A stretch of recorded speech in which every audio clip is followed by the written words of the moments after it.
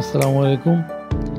আমরা এখন যাচ্ছি বিখ্যাত গণিত শাস্ত্রবিদ কেপি বসুর বাড়ি।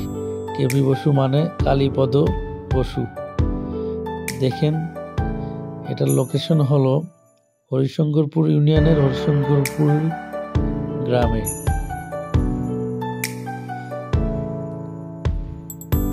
কেপি বসুর পিতার নাম মহিমাচরণ বসু, যিনি স্থানীয় হরিশঙ্করপুর রেজিস্ট্রি অফিসের একজন ভেন্ডার ছিলেন।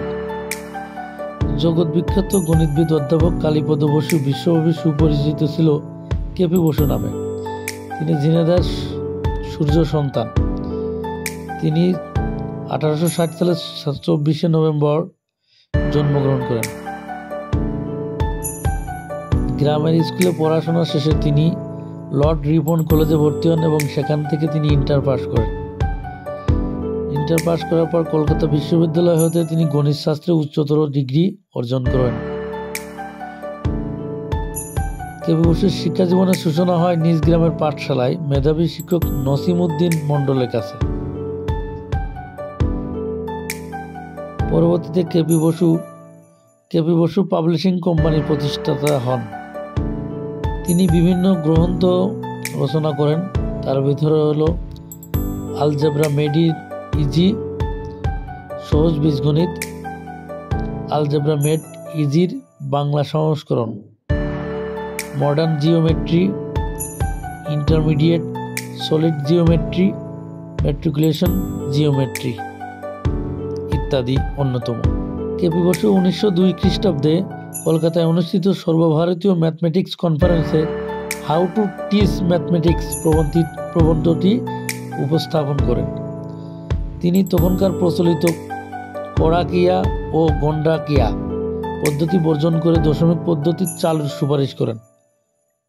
বসু 1882 সালে হান্টার কমিশনের সুপারিশকৃত ইউরোপীয় সংস্করণ আধুনিক অ্যালজেব্রা বইটির অধ্যয়ন ও অনুশীলনের পথকে সুগম, প্রাঞ্জল ও সহজ করে তোলেন।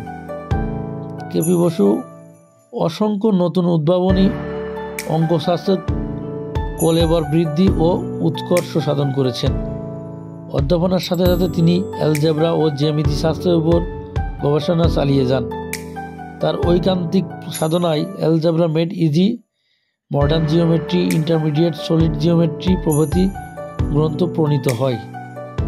কর্মজীবনে কেপি বসু 1892 সালে ঢাকা কলেজে গণিত শিক্ষক হিসেবে যোগদান করেন এবং এখানেই তিনি শিক্ষকতা করা অবস্থায় মৃত্যুবরণ করেন।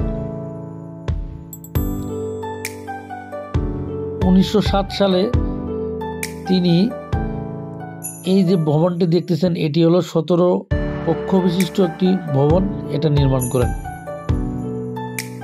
বাংলাদেশ সরকার তাকে বিভিন্ন সম্মাননায় ভূষিত করেন এবং ঝিনাইদহ শহরে তার নামে একটি সড়কের নামকরণ করা হয়, যেটা কেপি বসু সড়ক নামে পরিচিত।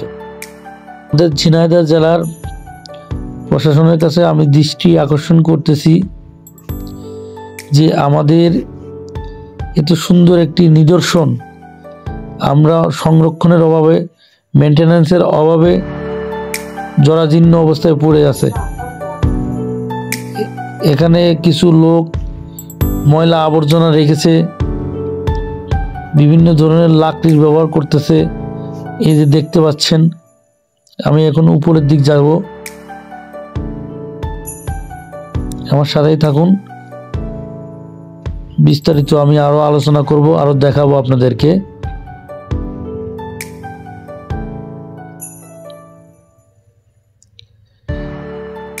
এখানে গরু ছাগল থেকে সমস্ত জিনিস দিয়ে ওখানে ময়লা আবর্জনা করে রেখেছে। প্রশাসন যদি এটা নতুনভাবে সংস্করণ করে যদি আমাদের একটা ঐতিহাসিক নিদর্শন হিসেবে যদি এটা পরিচিত করে, সেক্ষেত্রে আমাদের ইউনিয়নের ভাবমূর্তিও উন্নত হয় এবং একজন ঐতিহাসিকের প্রতি আমাদের সম্মান প্রদর্শন সুন্দর হয়।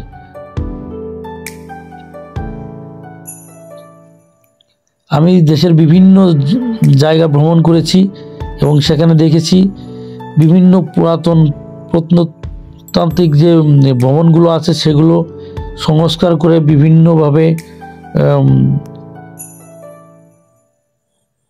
কালারের রং করিয়ে সেটাকে জনগণের সম্মুখে উপস্থাপন করা হয়েছে।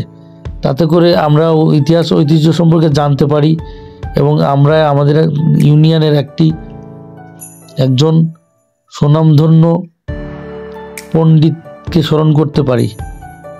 সো আমাদের চেয়ারম্যান এবং জেলা প্রশাসনের কাছে আকুল আবেদন জানাচ্ছি, এটাকে আমলে নিয়ে যদি কিছু করা সম্ভব হয় সেটা হলে আমরা গর্বিত মনে করব। ধন্যবাদ।